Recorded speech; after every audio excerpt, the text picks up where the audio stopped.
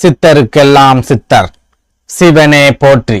நம்மளோட பதிவுகள்ல இதுவரைக்கும் 12 ராசிகளுக்குமான ஜூன் மாத ராசி பலன்களை பார்த்துட்டு வந்தோம். இனி வரக்கூடிய பதிவுகள்ல 12 ராசிகளுக்குமான வக்ர சனி பெயர்ச்சி பலன்களை பார்க்க இருக்கிறோம். அந்த வகையில நம்மளோட இந்த பதிவுல ராசி கட்டத்துல 3வது ராசியா இருக்கக்கூடிய சொந்த பந்தங்கள் மூலமா அதிகமா துரோகங்களை சந்திக்கக்கூடிய காற்று ராசியான மிதுன ராசிக்கு இந்த வக்ர சனி பெயர்ச்சி என்ன மாதிரியான பலன்களை கொடுக்கும், என்ன மாதிரியான யோகங்களை கொடுக்கும், ஏதாவது பாதிப்புகளை ஏற்படுத்துமா அப்படிங்கறத பத்தி எல்லாம் கொஞ்சம் சுருக்கமா பார்க்க போறோம்.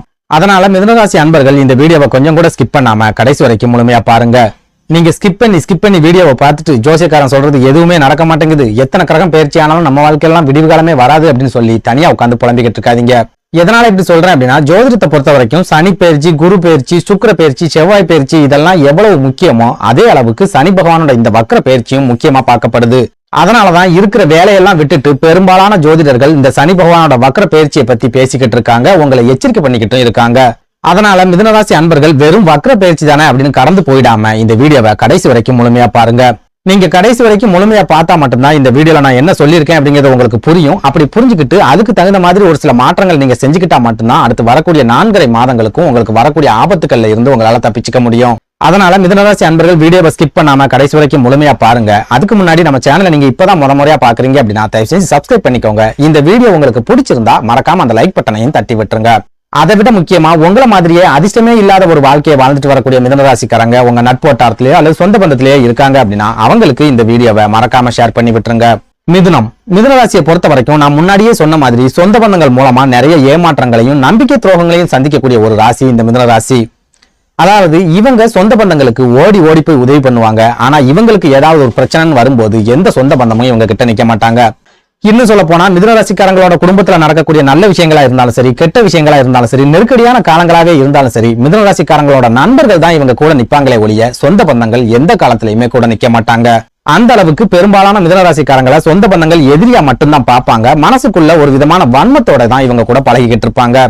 ஓப்பனா சொல்லணும் அப்படின்னா மிதுனராசிக்காரங்களை பொறுத்த வரைக்கும் வெளியில இருக்கிற எதிரிகளால வரக்கூடிய பாதிப்புகளை விட சொந்த பந்தங்களுக்குள்ள இருப்பாங்கல்ல எதிரிகள், அவங்க மூலமா தான் நிறைய பாதிப்புகளை சந்திச்சிருப்பாங்க, நிறைய இழப்புகளையும் சந்திச்சிருப்பாங்க. ஆனாலும் எந்த ஒரு சூழல்லையும் இவங்க சொந்த பந்தங்களை விட்டு கொடுக்க மாட்டாங்க. சொந்த பந்தங்கள் நமக்கு வேணும் அப்படின்னு நினைப்பாங்க. சொந்த பந்தங்களுக்காக நிறைய வருத்தப்படுவாங்க. சொந்த பந்தங்கள் ஒடிஞ்சு போயிட்டாங்க அப்படின்னா இவங்க ஓடி போய் உதவிகளை செய்வாங்க. ஒரு சில மிதுனராசிக்காரங்க சொந்த பந்தங்கள் கஷ்டப்படுறாங்களே அப்படின்னு அவங்களுக்கு யாருக்கிட்டையாவது இருந்து கடனை வாங்கி கொடுத்துட்டு அவங்க கடனை கட்டாம போன காரணத்தால இவங்க கடனாளியா மாறி இருப்பாங்க. அதே போல சொந்த பந்தங்கள் மேல இவ்வளவு பாசம் வச்சிருக்கிற மிதுனராசிக்காரங்க கூட பிறந்தவங்க மேல எவ்வளவு பாசம் வச்சிருப்பாங்க அப்படிங்கறதையும் நம்மளால ரொம்ப சுலபமா புரிஞ்சுக்க முடியும். அதாவது பெரும்பாலான மிதுனராசிக்காரங்க தம்பி தங்கைகள் மேல உசிரியே வச்சிருப்பாங்க. அதுலயும் முக்கியமா இவங்க வீட்டுக்கு மூத்த குழந்தையா இருக்காங்க அப்படின்னா தம்பி தங்கைகளுக்கு இன்னொரு அப்பா அம்மாவா இவங்க இருப்பாங்க. சின்ன வயசுல இருந்தே தம்பி தங்கைகளுக்கு என்ன தேவையோ அதெல்லாம் பார்த்து இவங்க செஞ்சு கொடுப்பாங்க. தம்பி தங்கைகளுக்கு ஏதாவது கஷ்டம் அப்படின்னா ஆளா ஓடி போய் முன்னால நிப்பாங்க. ஒரு சில மிதுனராசிக்காரங்க கடனை உடனே வாங்கியாச்சும் தம்பி தங்கைகளுக்கு தொழில் அமைச்சு கொடுத்திருப்பாங்க, வாழ்க்கை அமைச்சு கொடுத்திருப்பாங்க. இன்னும் ஒரு சிலர் தம்பி தங்கைகளுக்காக பூர்வீக சொத்துக்களை விட்டு கொடுத்துட்டு இவங்க கூலி வேலைகளுக்கு போய் கஷ்டப்பட்டுக்கிட்டு இருப்பாங்க. சுருக்கமா சொல்லணும் அப்படின்னா சொந்த பந்தங்களுக்காகவும் கூட பிறந்தவங்களுக்காகவும் உதவி செய்யறதுக்குனே புறப்படுத்த ஒரு ராசி இந்த மிதுன ராசி அப்படின்னு சொல்லலாம். அதே சமயம் அந்த சொந்த பந்தங்கள் மூலமாவோ அல்லது கூட பிறந்தவங்க மூலமாவோ இவங்களுக்கு எந்த வகையிலையும் லாபங்கள் அப்படிங்கிறது இருக்காது, எந்த வகையிலையும் மன நிம்மதி அப்படிங்கிறது இருக்காது. இவங்களோட சொந்த பந்தங்கள் இவங்களுக்கு உதவிகரமா இருக்காங்களோ இல்லையோ நிறைய பிரச்சனைகளை மட்டும் தொடர்ச்சியா கொடுத்துக்கிட்டே இருப்பாங்க. இதனாலேயே பெரும்பாலான மிதுனராசிக்காரங்க இப்போ வரைக்கும் மன நிம்மதி இல்லாத ஒரு வாழ்க்கையை தான் வாழ்ந்துட்டு வருவாங்க. இவங்களோட வாழ்க்கையில கடன் நெருக்கடி அப்படிங்கிறது தொடர்ச்சியா தினம் துரத்திக்கிட்டே இருக்கும். இப்படி ஒரு சூழல்ல சனி பகவானோட இந்த வக்ர பயிற்சியாவது மிதுனராசிக்காரங்களோட வாழ்க்கையில ஏதாவது மாற்றங்களை கொண்டு வருமா, முன்னேற்றங்களை ஏற்படுத்துமா, அதிர்ஷ்டங்களை கொடுக்குமா அப்படிங்கறத பத்தி பார்க்கலாம். அந்த வகையில மிதுனராசிக்காரங்களுக்கு இந்த வக்ர சனி பயிற்சி காலம் பண நெருக்கடியை முழுமையா விரட்டி சிறப்பான பண வரவையும் திடீர் அதிர்ஷ்டங்களையும் ஏற்படுத்தி கொடுக்கக்கூடிய ஒரு காலமா இருக்கும் அப்படின்னு சொல்லலாம். அதாவது இந்த ஜூன் மாதம் 29ஆம் தேதி சனி பகவான் தன்னோட வக்ர நிலையை அடைகிறார். அதுல இருந்து கிட்டத்தட்ட 4.5 மாதங்களுக்கு வக்ர கதியிலேயே சனி பகவான் சஞ்சாரம் பண்ணுவார். இந்த 4.5 மாதங்களும் மிதுனராசிக்காரங்களுக்கு பண நெருக்கடி அப்படிங்கிறது இருக்காது. ஏதாவது ஒரு வகையில உங்க கைகள்ல பண புழக்கம் அப்படிங்கிறது இருந்துகிட்டே இருக்கும். சொந்த தொழில் செஞ்சுட்டு இருக்கக்கூடிய மிதுனராசிக்காரங்களுக்கு தொழில இருந்துட்டு வந்த நெருக்கடிகள் எல்லாம் முழுமையா விலகி பணம் உங்க பாக்கெட்டை நிரப்பக்கூடிய காலகட்டமாகவும் இந்த சனி பகவானோட வக்ர பயிற்சி காலகட்டம் இருக்கும். அதுவே உத்தியோகத்துல இருக்கிற மிதுனராசிக்காரங்களை எடுத்துக்கிட்டோம் அப்படின்னா பதவி உயர்வு கிடைக்கக்கூடிய வாய்ப்புகள் அப்படிங்கிறது இந்த வக்ர பயிற்சி காலகட்டத்துல இல்ல. அதே நேரம் உங்களுக்கு சம்பள உயர்வு அப்படிங்கிறது கண்டிப்பா இந்த காலகட்டத்துல கிடைக்கும். குறிப்பிட்டு சொல்லணும் அப்படின்னா இதனால் வரைக்கும் 1ஆம் தேதி சம்பளம் வாங்கி 5ஆம் தேதியே காலி பண்ணிட்டு 6ஆம் தேதி கடன் வாங்க வேண்டிய ஒரு சூழல் அப்படிங்கிறது பெரும்பாலான மிதுனராசிக்காரங்களுக்கு கண்டிப்பா இருந்திருக்கும். ஆனா இனி வரக்கூடிய 4.5 மாதங்களும் சனி பகவானோட அருளால உங்களுக்கு பெரிய அளவுல பண நெருக்கடி அப்படிங்கிறது இருக்காது.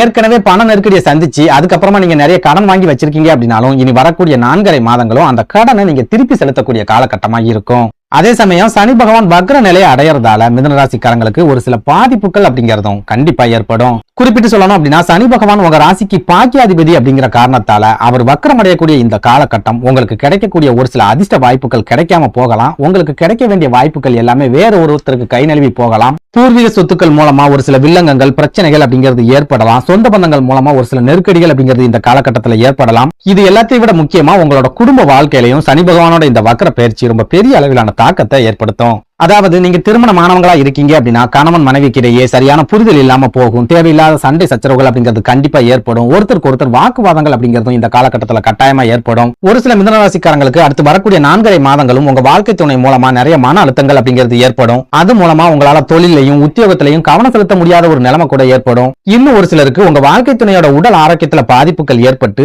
அது மூலமா உங்களோட மன நிம்மதி பறிபோகக்கூடிய காலகட்டமாகவும் சனி பகவானோட இந்த வக்ர பயிற்சி காலகட்டம் இருக்க போகுது. அதனால மிதுனராசி அடுத்து வரக்கூடிய 4.5 மாதங்களுக்கும் குடும்ப வாழ்க்கையில முடிஞ்ச வரைக்கும் விட்டு கொடுத்து போயிடுங்க. உங்க வாழ்க்கை துணை கூட தேவையில்லாத வாக்குவாதங்களை வளர்த்துக்காதீங்க.